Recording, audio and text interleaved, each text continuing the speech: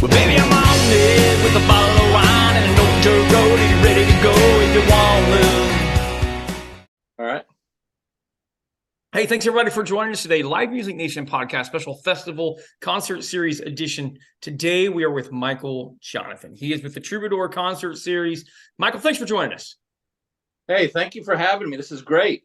Mike, give us a background on you. Where'd you grow up, and talk a little bit about your family and your career. Well, I'm originally from New York. Don't hold that against me. And my neighbor was a wonderful guy. Played the banjo, claimed to be a musician. I really didn't know who he was. When I graduated high school, I got a job at a little radio station on the Mexican border in Laredo, Texas, and I played a song by Roger McGuinn and the Byrds called Turn, Turn, Turn. Remember that song? All right. To everything, turn, turn, turn, there's a season. I noticed on the song information it was written by my banjo playing neighbor. And I said, oh, that's who Pete Seeger is. And so, here he is, member of the Rock and Roll Hall of Fame, the Weavers. He's written all these huge songs and stuff. And I called him up. I said, Pete, it's Michael from next door. I just found out you're Pete Seeger. And that kind of started me on my folk music career. And I ended up in the Appalachian Mountains of Kentucky. And that's where we are now. All right. Perfect. Let's jump into the concert series.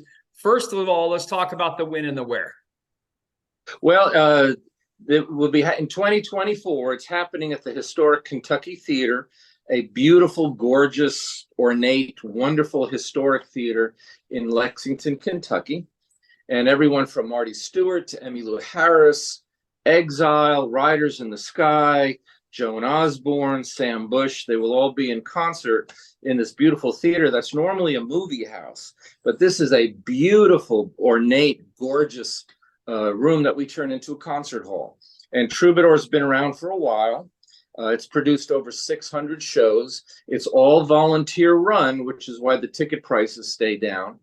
And it's like I said, it's been around for a while. It's a way of bringing these major artists that I open for on the road or do concerts with to bring them into your hometown. I really believe that artists need to be as proactive in their home communities as they are selfishly trying to generate their own careers.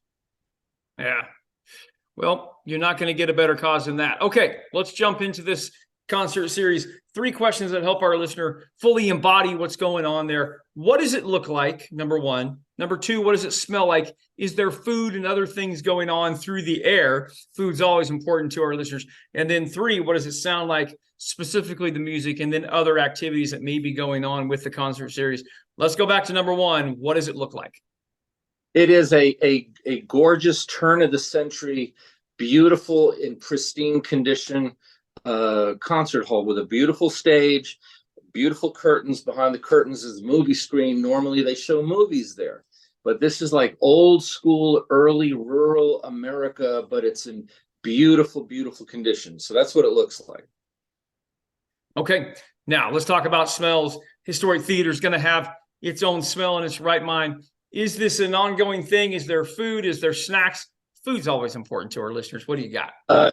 It smells like the world's best popcorn, run by Fred Mills, who's the pro. It has a full bar, no meals or anything like that. It's got like an old school popcorn candy counter, soft drinks, regular drinks, beers and stuff like that. But it smells like American history and great popcorn. Fantastic. All right, now let's talk about some of the music. Let's jump into the details that people really want to know about. Give us some past examples of who you've had there. Oh my gosh, everyone from Bill Monroe to Merle Haggard, Arlo Guthrie, Don McLean, Joan Baez, George Winston. My gosh, the over 600 concerts in all. Richie Havens, just so many classic artists. Lindsey Buckingham and Brian Wilson and just so too many to mention. Robert Cray, Keb Mo, Leo Cocky. I mean, the list is endless. That sounds like a hell of a list to me. All right. You talk about your passion in this, the reason for doing this for you.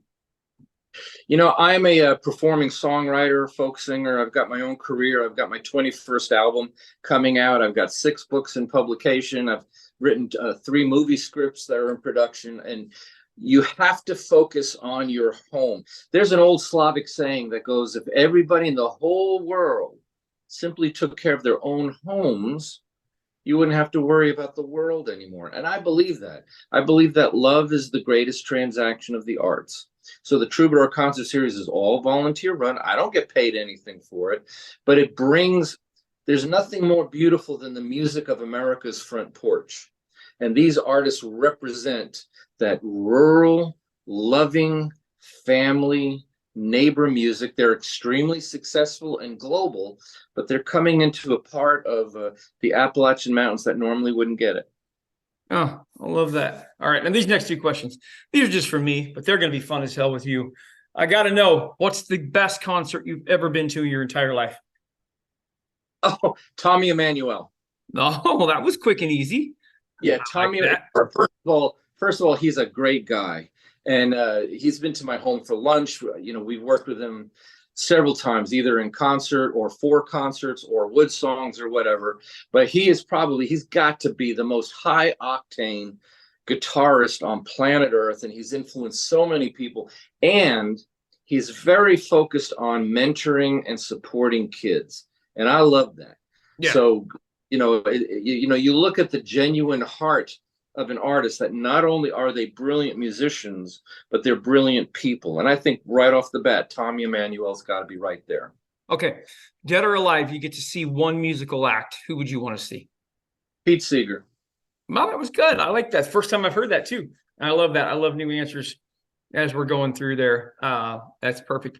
Most importantly, in today's conversation, how do people find out more about the Troubadour Concert Series?